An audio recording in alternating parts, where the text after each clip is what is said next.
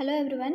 Today we'll have a discuss on later Vedic age, which was during 1000 to 600 BC.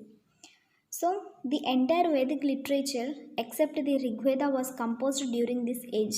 Major changes had taken place, whereas the main center of Vedic civilization shifted from Saptasindhu region to Ganga Yamuna Doab.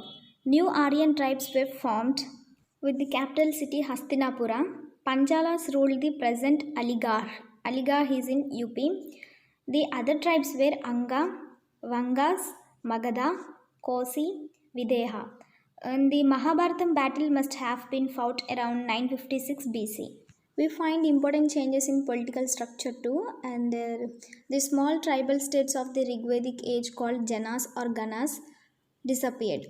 Big territorial states called Janapadas were formed, Janapadas or Rastras.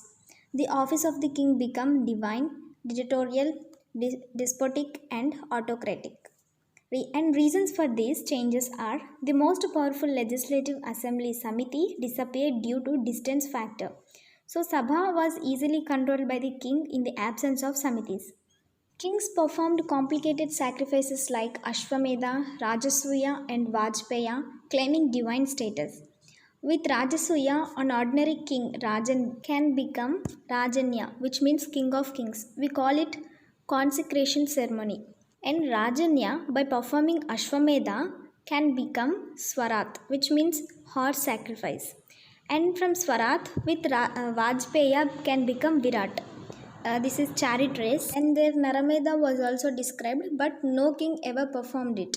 And bureaucracy was well expanded during later Vedic age. And also we find here Akshavepa, which means superintendent of gambling house, and Govikanthan was the royal bodyguard. During later Vedic age, kings assumed the titles like Raja Vishwarajan, Akhila Bhuvanapati, Ekrat, and Samrat. Samrat, which means Lord of all earths. We also see Shutas, which means a chariot drivers, poem cum singer bard. And the Shutas received Mahabharat actually called Jaya Samhita. And the other names are Satasaharasra Samhita, which means Veda with the Panchala Veda.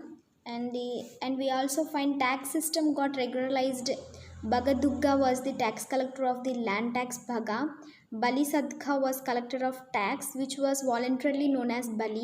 Regular armies were formed for the first time. Apart from regular officers, other new officers, treasury officer, tax collector, royal messenger, importance of Sabha Samiti was diminished during this time. Coming to societal developments, the Trivarna system of Rigvedic age was transformed into Chaturvarna system, which means four-fold caste system. The difference of these both are Varna system is flexible, whereas caste system is rigid, doesn't permit to change the caste. Varna is identified with occupation. Caste is identified with birth. Varna system permitted inter-Varna marriage and dining, whereas caste discourages all this. Varna Sharma dharmas were introduced for the first time. So the four dharmas are Brahmacharya, Grihasti, Vanaprasthi, and Sannyas. All these four compulsory for a Brahmin, for Kshatriya, for Vaishyas. There are no dharmas for Shudras declared ineligible for salvation.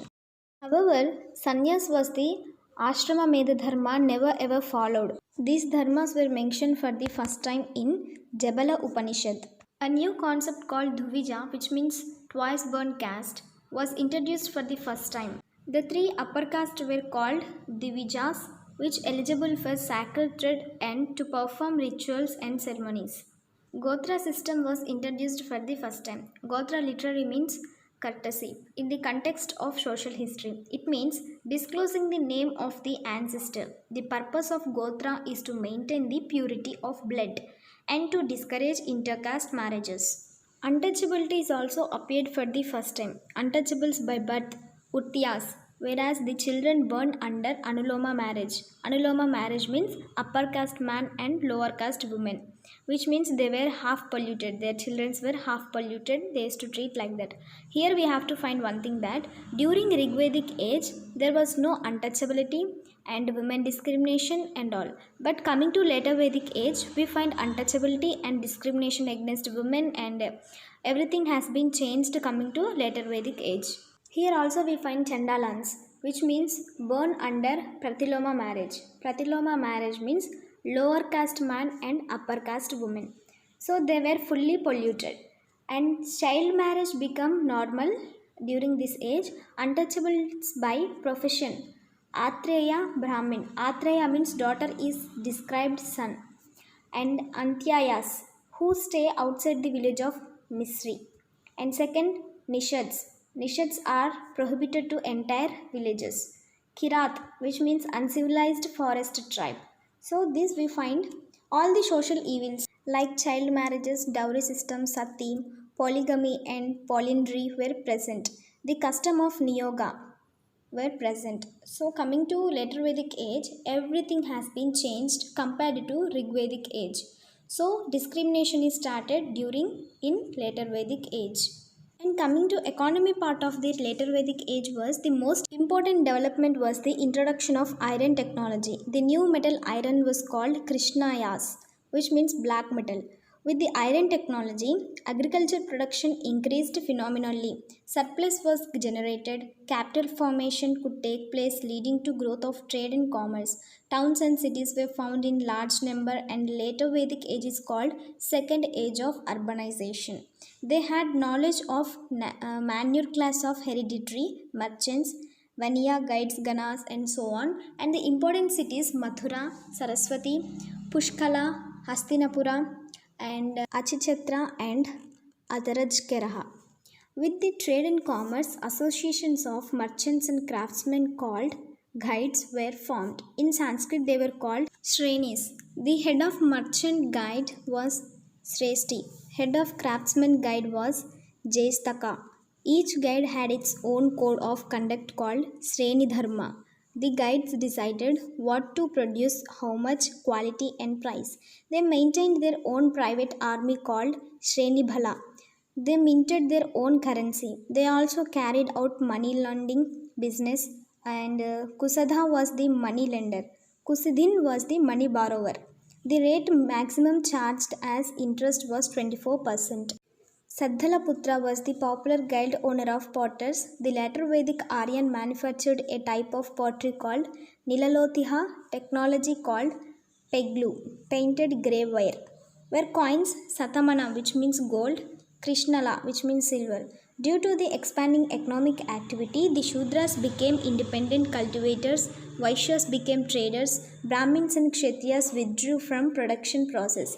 In political system, due to expansion of agriculture and economic prosperity, the king could maintain permanent bureaucracy and regular standing army. And when coming to religion, the simple Rigvedic religion turned more complicated and costly with rituals and ceremonies. It was completely monopolized by religion and Brahmin priest.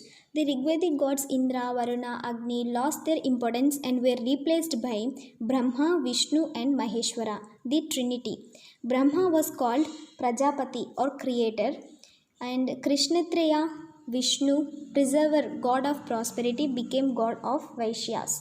Shiva, Brahmin, Pestroyer, which means protector of Vedas. The new gods appear were Kubir, god of wealth and riches. He was called Narayana Vahana Datta, god with man as vehicle.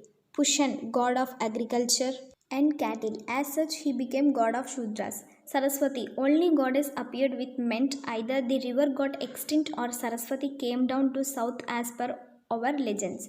Against the increasing monopoly of the Brahmins, Kshatriyas, Vaishyas, Shudras revolted. The social and religious unrest of the 6th century BC was responsible for emergency of Buddhism and Jainism. So priesthood became a profession and hereditary. The importance of prayers declined and those sacrifices increased. And Panchama, which means untouchable, not Shudra. The formulas for sacrifices was invented for them. So that's all for the later Vedic religion, society, economy, and political structure of later Vedic age. That's all. And in next video we'll discuss about later Vedic age literature. Thank you. Have a nice